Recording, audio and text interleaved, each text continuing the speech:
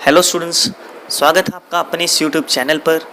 और जो स्टूडेंट्स इस चैनल पर फर्स्ट टाइम आए हैं या जिन्होंने अभी तक इस चैनल को सब्सक्राइब नहीं किया है, वो इस चैनल को सबसे पहले सब्सक्राइब कर लें ताकि हमारी इस चैनल की वीडियोस के लिंक आपको प्रोवाइड होते रहें। ठीक है स्टूडेंट्स, और कोशिश कीजिए आप ज़्यादा से ज़्यादा इस चैनल को शेयर कीजिए ताकि मैथमेटिक्स के रिगार्डिंग कोई भी प्रॉब्लम्स हैं वो आपको और आपके फ्रेंड्स को, ठीक है, उन प्रॉब्लम्स का सॉल्यूशंस मिलता रहे। ओके, तो स्टार्ट करते हैं आज का हमारा जो टॉपिक है मैथमेटिक्स में। वो आज का हमारा जो चैप्टर है जो हम स्टार्ट करेंगे, चैप्टर आपके पास है 12। चैप्टर का नाम है linear programming. Linear programming chapter का नाम है अपने पास लीनियर प्रोग्रामिंग। ठीक है, अब लीनियर प्रोग्रामिंग होती क्या है, किस तरीके से वर्क करते हैं, इसका हमें क्या यूज़ है हमारे पास, सबसे पहले तो हम उसे देखेंगे। ठीक है, तो देखो इसकी सबसे पहले बात करते हैं कि इसका हमें यूज़ क्यों पड़ा, हमें क्या फ़ायदा इस चैप्टर को पढ़ने का, है ना। ये चीज़ें देखते हैं। देखो आपके पास कुछ कंडीशंस गिवन होती हैं, कुछ कंडीशंस गिवन होती हैं। फॉर एग्जांपल मेरा कोई एक बिजनेस है, मैं चाहता हूँ कि उस बिजनेस में मुझे मैक्सिमम प्रॉफिट मिले। मुझे क्या मिले? मैक्सिमम प्रॉफिट मिले। अब मेरा एक होलसेल का बिजनेस है, ठीक है, और मैं मेरे बिजनेस को इस तरीके से मैंने सेटअप बना रखा है कि मेरे पास कंडीशन है कि मेरे पास 3-4 दुकानें हैं जिस पे मैं अपना सामान भेज रहा हूँ। अपने बिजनेस में मैं होलसेल का बिजनेस कर रहा हूँ, तो मैं यहाँ पे भी कुछ सामान बेचता हूँ, यहाँ पे भी बेचता हूँ, यहाँ पे भी बेचता हूँ, और यहाँ पे भी मैं अपना कुछ मटेरियल भेज रहा हूँ। ठीक है, तो अब बच्चे देखो ध्यान से कि मुझे कैसे पता चलेगा कि मैं ए के पास कितना मटेरियल भेजूं, बी के पास कितना भेजूं, सी के पास कितना भेजूं, या डी के पास कितना भेजूं, या कौन सी दुकान पे सबसे ज़्यादा मटेरियल भेजूं कि मुझे जो मेरा प्रॉफिट है वो मैक्सिमम हो, मेरा प्रॉफिट मैक्सिमम से मैक्सिमम हो, ट्रांसपोर्टेशन का खर्चा कम हो, प्रॉफिट मैक्सिमम से मैक्सिमम हो। तो इनके पास मैं कैसे कैसे मटेरियल भेजूं, कौन कौन सा मटेरियल कितना भेजूं, अगर मान लो आपके पास 2 या 3 वेराइटीज अलग अलग है मटेरियल की, तो कौन सा मटेरियल कितना भेजना है। तो वो सारी चीज़ें मीन्स आपने क्या क्या भेजना है, कितना कितना भेजना है, जो कंडीशंस हैं आपके पास, ठीक है, जो आप अप्लाई कर रहे हो, यहाँ पे बाउंडेशन अप्लाई कर रहे हो, उन सभी को अप्लाई करते हुए मैक्सिमम प्रॉफिट लेना ही कहलाता है लीनियर प्रोग्रामिंग, ही कहलाता है लीनियर प्रोग्रामिंग। समझ में आ गया होगा। आई थिंक आपको इस एग्जांपल से पता लग गया होगा कि लीनियर प्रोग्रामिंग क्या चीज़ है। एक्चुअल में जब हम इसको शॉर्ट फॉर्म में बोलते हैं तो हम ये बोलते हैं एलपीपी। हम शॉर्ट फॉर्म में इसको एलपीपी बोलते हैं, जिसका पूरा नाम है linear programming, linear programming problem. लिखना कुछ भी नहीं है, सिर्फ समझना है आपने, लिखना कुछ भी नहीं है, लीनियर प्रोग्रामिंग प्रॉब्लम्स। ठीक है, प्रॉब्लम्स इसलिए वर्ड यूज करते हैं इसके अंदर क्योंकि अभी जैसे मैंने आपको बताया कि मेरे पास कंडीशंस क्या हैं, मेरे को यहाँ पे सामान नहीं भेजना या यहाँ पे इतना सामान भेजना है, इसके साथ मैंने इतना काम लेना है ना। तो वो ही प्रॉब्लम्स है, उसको ही हम प्रॉब्लम्स बोल रहे हैं। उन्हीं प्रॉब्लम्स को सोल्व करना ही चैप्टर का नाम बन जाता है लीनियर प्रोग्रामिंग प्रॉब्लम्स, एलपीपी बन जाता है। ठीक है स्टूडेंट्स, अब बात करते हैं ये जो प्रॉब्लम्स है या आपने जो कंडीशंस दी, ठीक है, फॉर एग्जांपल मैंने कंडीशन क्या दे दी, मैं कुछ कंप्यूटर्स खरीद रहा हूँ, या मान लो मैं, हाँ चलो मैंने कंप्यूटर्स लिए, कंप्यूटर्स को मैं एक्स दे देता हूँ, ठीक है, और मैं कुछ मोटरसाइकिल खरीदा हूँ उसको मैं वाई दे देता हूँ। मैंने 5 कंप्यूटर खरीदे, 4 बाइक्स खरीदी, तो 5x + 4y, और मेरे पास कुल जो इनकम है या मेरे पास जो कुल पेमेंट है वो 5 लाख रुपीज़ है, तो मैं 5 लाख से ज़्यादा ले नहीं सकता, तो लेस देन आएगा 5 लाख। ये मेरी एक कंडीशन होगी, ये इस चीज़ को मैं कंडीशन बोल रहा हूँ, आपको मिलेगा लैंग्वेज में। ठीक है, कि आपने 5 कंप्यूटर खरीदे हैं, 4 आपने बाइक्स खरीदी हैं, आपके पास टोटल इनकम आपके पास 5 लाख रुपीज़ है, आप उससे ज़्यादा इन्वेस्ट नहीं कर सकते हो, तो इस लैंग्वेज को आपने मैथमेटिकल फॉर्म में बना दिया, एक कंडीशन बना दी। ऐसे ही आपके पास 1-2 कंडीशंस और होंगी, उन्हें सोल्व करते हुए आपने क्या करना है, अपना मैक्सिमम प्रॉफिट लेना है या मीन्स मिनिमम कॉस्ट लेनी है। ठीक है, तो ये जो प्रॉब्लम्स आएंगी, ये जो कंडीशंस आएंगी, इस प्रॉब्लम्स को हम यहाँ पे क्या बोलते हैं, ऑप्टिमाइजेशन प्रॉब्लम बोलते हैं। क्या बोलते हैं स्टूडेंट? Optimisation problem. हालांकि इस वर्ड का यूज इतना नहीं करते हैं, लेकिन फिर भी बेसिक जब हम कर रहे हैं तो कोशिश करूंगा कि आपको ज़्यादा से ज़्यादा जानकारी दे दूं। ठीक है, ऑप्टिमाइजेशन प्रॉब्लम बोलते हैं, और ऑप्टिमाइजेशन प्रॉब्लम को ही हम यहाँ पे फिर क्या बोल देंगे, लीनियर प्रोग्रामिंग प्रॉब्लम्स बोल देंगे, इसी को ही हम क्या बोल देंगे, लीनियर प्रोग्रामिंग प्रॉब्लम्स बोल देंगे। ठीक है स्टूडेंट्स, अब बात आती है कि हमें किसका मैक्सिमम करना है, किसका मिनिमम करना है। ये तो था कि इस चैप्टर का हम यूज़ क्यों कर रहे हैं। ठीक है, अब बात करते हैं अपने कि किस तरीके से इसका यूज़ करना है, किस तरीके से इसका यूज़ करना है। वो देखिए, जैसे मैंने एक छोटा सा एग्जांपल लिया था यहाँ पे कंप्यूटर का, बाइक का, इस तरीके से। तो अब आपने क्या करना है, जैसे मान लो मैंने एक क्वेश्चन दिया इस तरीके से कि आपने z एक आपके पास फंक्शन है, जैसे 4x + 5y, कुछ भी हो सकता है, x बाइक्स हो सकती हैं, y मोटरसाइकिल हो सकता है, x डेस्कटॉप कंप्यूटर हो सकता है, y पोर्टेबल कंप्यूटर हो सकता है ना, या कोई भी केक की वैरायटीज ले सकते हो आपके पास। जैसे क्वेश्चन आएगा केक का, केक फर्स्ट, केक सेकंड, तो एक्स वाई कुछ भी हो सकता है, वो क्वेश्चन पे डिपेंड करता है। ठीक है, तो ये z लिया, इस z को आपने मैक्सिमाइज या मिनिमाइज करना होता है, इस z को आपने मैक्सिमाइज या मिनिमाइज करना होता है। ठीक है, इस z के साथ मैक्सिमम या मिनिमम वर्ड लगेगा।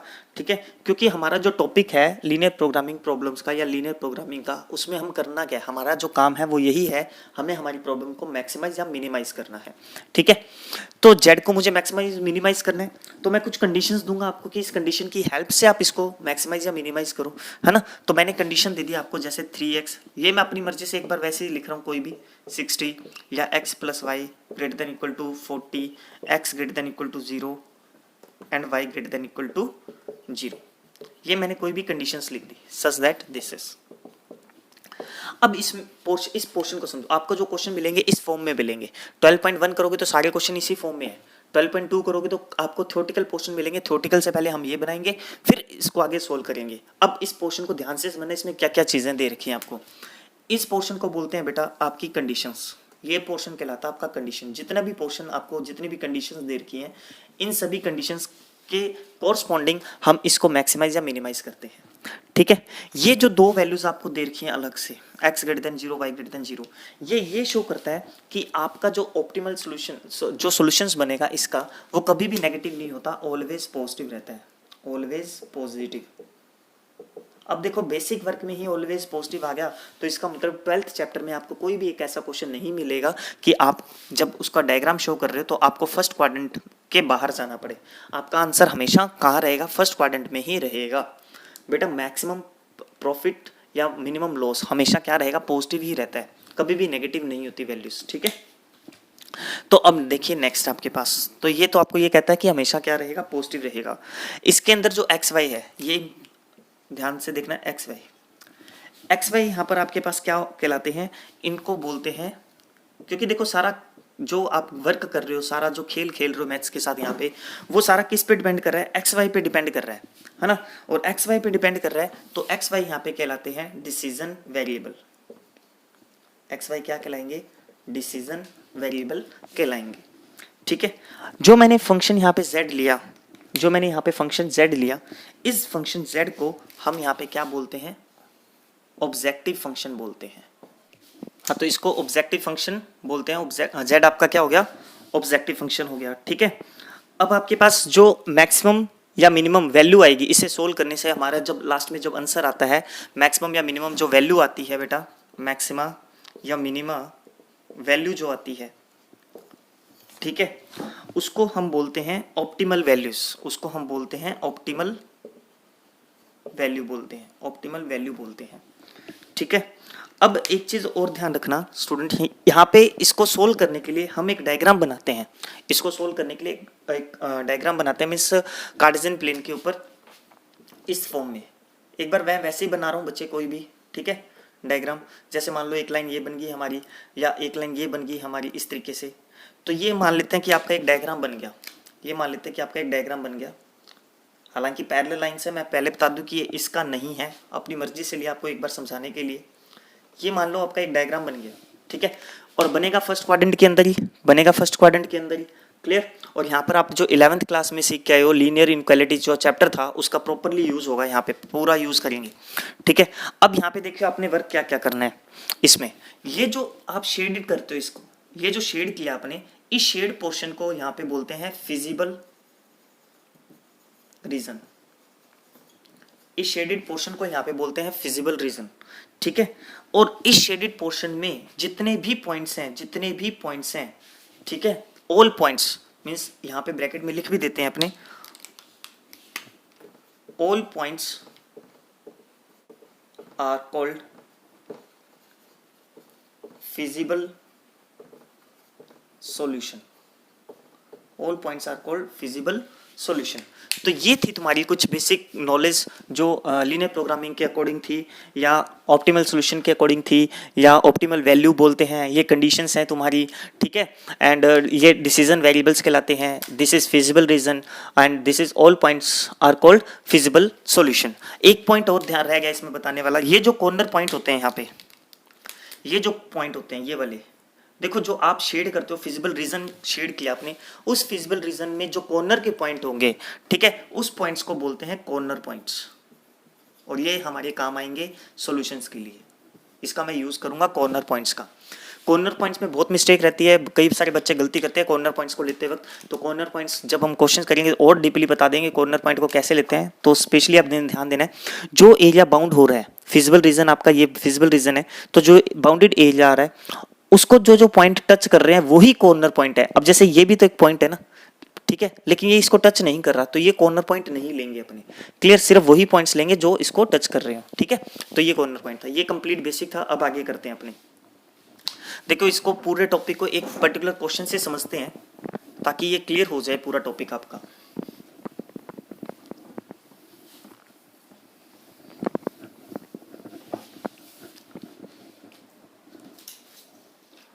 आपके पास देखिए क्वेश्चन है, क्वेश्चन नंबर सेकंड कर रहा हूं मैं, क्वेश्चन नंबर सेकंड, ठीक है। क्वेश्चन नंबर सेकंड में आपको क्या दिया है, मिनिमाइज करना है z को, मिनिमाइज z, स्टेप्स फिक्स रहेंगे तो आप एक क्वेश्चन के स्टेप्स अच्छे से देख लीजिए। Minimise z -3x plus 4y -3x plus 4y and subject to, या मैं कह दूँ सच दैट, आपको कंडीशन देखो क्या क्या गिवन है, x plus 2y less than equal to 8, x plus 2y less than equal to 8 and 3x plus 2y less than equal to 12, 3x plus 2y less than equal to 12, x greater than equal to 0, y greater than equal to 0।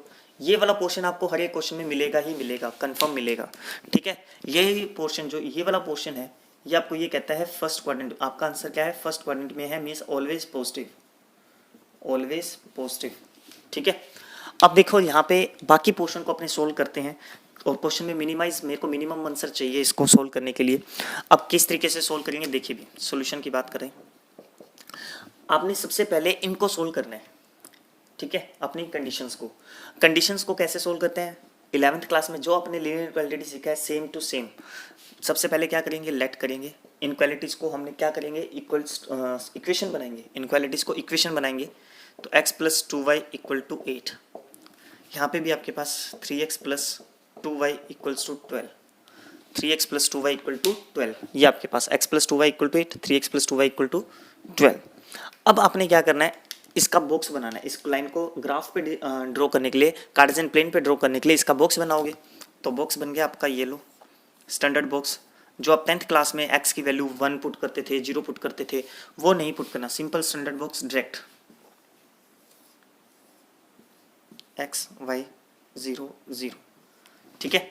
अब देखो x की value जब 0, तो यहाँ जब 0 put करोगे तो y की वैल्यू क्या आएगी, 2 से डिवाइड करोगे तो 4, y की वैल्यू जब 0 यहाँ पुट करोगे तो x की वैल्यू क्या आ गई 8, x की वैल्यू 0, y की वैल्यू, अब देखो यहाँ 0 पुट किया तो 2 से डिवाइड किया तो 6, यहाँ 0 पुट किया 3 से डिवाइड किया तो 4, तो ये मेरे पास बॉक्स बन गया। अब हमारा मोस्ट इंपॉर्टेंट वर्क इसके अंदर हमारा डायग्राम गलत तो पूरा क्वेश्चन गलत है यहाँ पे, ठीक है। तो डायग्राम बनाते हैं सबसे पहले, x axis y axis, diagram बहुत अच्छा बनाना है आपने, जितना अच्छा डायग्राम बनेगा आपका क्वेश्चन उतना ही बढ़िया सही वर्क करेगा। हाँ जी, अब देखो फर्स्ट लाइन पहले ड्रॉ करते हैं अपने, तो फर्स्ट लाइन को ड्रॉ करोगे तो x की वैल्यू 8 आ रही है, तो मैं क्या करता हूँ यहाँ पे 2 2 का गैप ले लेता हूँ, 2 4 6 8, 2 4 6 8, ठीक है। अब x की वैल्यू 8 है, ये वाला पॉइंट, y की वैल्यू 4 है, ये वाला पॉइंट, क्लियर। तो यहाँ पर हमारे के पास इन दोनों पॉइंट्स को जब ज्वाइंट करोगे तो ये एक लाइन ये बन गई हमारे पास, और लाइन कौन सी बनी, x plus 2y equals to 8, x plus 2y equals to 8, ये लाइन बन गई। नेक्स्ट हमारे पास देखो, अब पहले तो इसका आंसर ले लो आप कि अब देखो मेरे को यहाँ से पता चल गया मेरा जो आंसर है वो फर्स्ट क्वाड्रेंट में है, तो या तो ये आंसर है या ये आंसर है ना। तो यहाँ पे क्या कहता है देखो, x लेस देन x की वैल्यू लेस देन x, ये रहा लेस देन का मतलब इस इधर, तो ये वाला पोर्शन आपका आंसर है, ये ट्रायंगल आंसर आपका, ठीक है। अब दूसरी लाइन लेते हैं, तो यहाँ पे देखिए x की वैल्यू 4 ये वाला पॉइंट, y की वैल्यू 6 ये वाला पॉइंट, ठीक है। तो दूसरे को ये 6 ये 4 इनको ज्वाइंट करना आपने, ये लीजिए। आप हर लाइन आपका जो डायग्राम है वो दो पार्ट्स में डिवाइड करिएगा, आपका जो आंसर है वो दो पार्ट्स में डिवाइड करिएगा। जैसे इसने देखो 1 2 ये आंसर था आपका, इसने दो पार्ट्स में डिवाइड कर दिया, 1 एंड 2 टू पार्ट्स में डिवाइड कर दिया। अब 1 एंड 2 में से कौन सा आंसर है वो देखेंगे। पहले तो आप यहाँ पे मेंशन करोगे, ये मेंशन जरूर करना है कि लाइन कौन सी बनाई है आपने, 12 ये लाइन बन गई, ठीक है। अब देखो 1 एंड 2 में से कौन सा आंसर है मेरा, तो वही आपके पास अगेन x लेस देन, तो बेटा x यहाँ पे लेस देन का मतलब लेफ्ट साइड में, ये यहाँ पे इस साइड में, तो इस साइड में तो आपका ये वाला पोर्शन आंसर है। अब आपके पास देखो इससे आगे और कोई भी इक्वेशन नहीं है, जब इक्वेशन नहीं है तो आप क्या करोगे बेटा, इस पोर्शन को आप अच्छे से शेड कर दोगे। ये जो मैंने यहाँ पोर्शन बनाया है ना, ये पोर्शन आप अच्छे से शेड करोगे, इसको पेंसिल से शेड करना है, ध्यान रखना भाई। और कोई भी जो ये शेडिंग एरिया है आपकी लाइन से बाहर नहीं जाना चाहिए, बाहर क्रॉस नहीं होना चाहिए शेडिंग एरिया, ठीक है। तो ये आपके पास शेडिंग एरिया हो गया।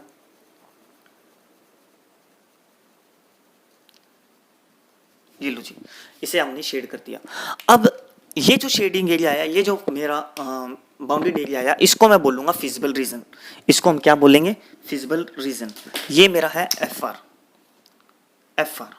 शॉर्ट में फिजिबल रीजन को एफ आर बोलते हैं, ठीक है। अब यहाँ पे जो एफ आर आया या फिजिबल रीजन आया, उसके कॉर्नर पॉइंट्स चाहिए आपको, ठीक है। कॉर्नर पॉइंट्स मतलब जहां जहां ये टच कर रहा है, देखो एक तो यहाँ टच कर रहा है, एक यहाँ टच कर रहा है, एक यहाँ पे ले रहा है, एक यहाँ पे ले रहा है, 1 2 3 ये 1 2 एंड 3 एंड दिस। तो अब हमारे पास देखो, इसको मैंने दे दिया ए पॉइंट मेरे को पता है 0,0 है, इसको मैंने दे दिया बी मुझे पता है 4,0 है, ये मैंने दे दिया सी हो गया मेरा 0,4, ये पॉइंट हो गया डी। अब मुझे डी का नहीं पता, अब डी पॉइंट को फाइंड आउट करने के लिए देखो एक इक्वेशन ये है, एक इक्वेशन ये है, तो ये से दे देंगे इक्वेशन नंबर 1, इसे दे देंगे इक्वेशन नंबर 2, ठीक है। और अब आप क्या करोगे, इक्वेशन फर्स्ट एंड सेकंड को सोल्व करोगे ताकि पॉइंट डी निकले आपका। तो यहाँ पे सोल्व करेंगे, तो from equation first and second. अब फर्स्ट एंड सेकंड में देखो, फर्स्ट को अगर मैं ये 2y है ये 2y है, बस फिर तो हो ही गया क्वेश्चन, ठीक है। तो आपके पास क्या आएगा, 3x plus 2y equal to 12 and x plus 2y equals to 8। Minus कर दें इसको, तो ये आपका cancel, 3x minus x 2x and 12 minus 8 4। तो यहाँ से x की वैल्यू क्या आ गई बच्चे, x की वैल्यू आ गई 2, x की वैल्यू 2 आ गई, x की वैल्यू 2 यहाँ पुट करोगे तो ये 8 माइनस 2 6, 2 से डिवाइड करोगे तो 3, तो और y की वैल्यू आ गई 3। इस पे मैं ज़्यादा टाइम नहीं खराब कर रहा, नहीं आपको मैं समझा रहा, क्योंकि 9th 10th से सीखते आ रहे हो दो इक्वेशनों को कैसे सोल्व कर रहे हो। तो x की वैल्यू 2 आ गई, y की वैल्यू 3 आ गई, तो मेरा पॉइंट डी आ गया 2,3। तो यहाँ पे लिख देना, सो पॉइंट डी 2,3, ये आपके पास पॉइंट आ गया। मेरे पास चारों कॉर्नर पॉइंट्स आ गए, मेरे पास जेड भी है और मैंने अपना शेडिंग एरिया ले लिया। देखो जो शेड एरिया लिया आपने, जो फिजिबल रीजन लिया आपने, उसका जो काम है, मेन वर्क जो है वो यही था, आपको कॉर्नर पॉइंट्स देना, A B C and D, आपको कॉर्नर पॉइंट्स देना। तो कॉर्नर पॉइंट्स आपने ले लिए। अब इन कॉर्नर पॉइंट्स का करना क्या है, ठीक है। अब इनका करना क्या है, तो इसके लिए आप क्या बनाओगे, एक टेबल बनाओगे छोटी सी। यहाँ पे एक क्वेश्चन अगर आपको समझ में आ गया ना बेटा, तो ये समझ लेना कि ये पूरी एक्सरसाइज समझ में आ गई, ठीक है। और पूरी एक्सरसाइज भी नहीं, आप 70 to 80% का चैप्टर ही पूरा हो गया, यही समझ लेना बस। क्योंकि इसमें सारे क्वेश्चन में आपने ये काम तो करना ही करना है, सभी क्वेश्चंस में, ठीक है। अब आपने एक टेबल बना दी है। अब टेबल में हमने क्या करना है, देखो यहाँ पे तो हम लिखेंगे कॉर्नर पॉइंट, जो मैंने आपको कहा था इसका मैं यूज करूंगा कॉर्नर पॉइंट। और ये आपका z जो हमने यहाँ दे रखा है -3x, z का यूज सबसे लास्ट में यही होता है, +4y, ठीक है। अब देखिए आपके पास कॉर्नर पॉइंट कौन कौन से हैं, a b c d, तो a 0 0, b 4 0, and C 0,4 and D 2,3। ये हमारे पास कॉर्नर पॉइंट्स हैं। वैल्यू पुट करो। अब देखो इस पॉइंट पर z की वैल्यू क्या आ गया है, जब 0 0 पुट किया तो ये 0 ये 0, z की वैल्यू होगी 0। ठीक है, यहाँ पे लिख देते हैं z इक्वल टू 0। अब 4,0 पर z की वैल्यू क्या आएगी, यहाँ पे 4 रखोगे तो -12, वो 0 हो गया। 0,4 पे ये 0 16 हो गया। एंड 2,3 पे देखो 2 रखा तो -6, 3 रखा तो 12, 12 - 6 6। ये आपके पास क्लियर है स्टूडेंट। ये 4 वैल्यूज आ गई 4 पॉइंट्स पे हमारे पास z की। अब z में पूछा क्या था, ध्यान से देखना, z में पूछा क्या था, मिनिमम। आपने क्या करना है, इन चारों वैल्यूज में मिनिमम वैल्यू देखो कौन सी है, ये वाली वैल्यू है हमारी मिनिमम। ये वैल्यू क्या है, मिनिमम। आप ऐसे लिखोगे वहां पे बॉक्स के अंदर या बॉक्स के बाहर लिख दो मिनिमम। ये मिनिमम वैल्यू है, ये मिनिमम वैल्यू है, ये वाले पॉइंट पर है। तो मेरा जो आंसर होगा मिनिमम वैल्यू क्या होगी, -12 एट द पॉइंट 4,0। या मैं कहूँ ऑप्टिमल सोल्यूशन मेरा क्या हो गया, x की वैल्यू 4, y की वैल्यू 0 होगी। ठीक है, मिनिमम वैल्यू मेरी क्या होगी, -12 होगी। तो यहाँ पर अब आप किस तरीके से मेंशन करोगे अपने आंसर को, so here minimum value, here minimum value of function z equals to -12 at point 4,0। ठीक है, एट पॉइंट 4,0। और ज्यादा आगे एक्सप्लेन करना है इस आंसर को तो आप ये भी कर सकते हो। And optimal solution is x equal to 4 and y equal to 0। ठीक है, एंड यहाँ पे लिख देना and here at point this, so x equal to 4 and y equal to 0, x equal to 4 y equal to 0। ये था आपका complete question with complete basic diagram. बहुत अच्छा सा बनाना, सुंदर सा बनाना। ठीक है, कोई भी डाउट्स हो तो फिर आप बताना। क्लियर है स्टूडेंट्स? ठीक है, तो उम्मीद है आपको ये टॉपिक समझ में आ गया होगा। ठीक है, कोई भी डाउट्स हो तो बेटा कमेंट सेक्शन में जरूर बताइएगा और इसे अच्छे से नोट कीजिए, चाहो तो इसका स्क्रीनशॉट ले लीजिए, कमेंट सेक्शन में जरूर बताइएगा, अपने फ्रेंड से शेयर जरूर कीजिएगा। नेक्स्ट वीडियो में हम इसमें क्या करेंगे, जो हमारे पास अनबाउंडेड एरिया है वो क्वेश्चन हम नेक्स्ट वीडियो में करेंगे। ठीक है students, thank you, good luck. Share जरूर करते रहना वीडियोस को। और एक ग्रुप बनाया है जिसका लिंक मैं आपको डिस्क्रिप्शन में दे दूंगा, वहाँ पे क्लिक करके आप उस ग्रुप को ज्वाइन कीजिए ताकि इस वीडियोस के लिंक एंड कुछ जो पेपर्स वगैरह मैं लेता हूँ PDF फॉर्मेट में वो आपको वहाँ से मिल जाए, उनके सोल्यूशन भी आपको वहीं पे प्रोवाइड हो जाए। Okay, thank you students, good luck.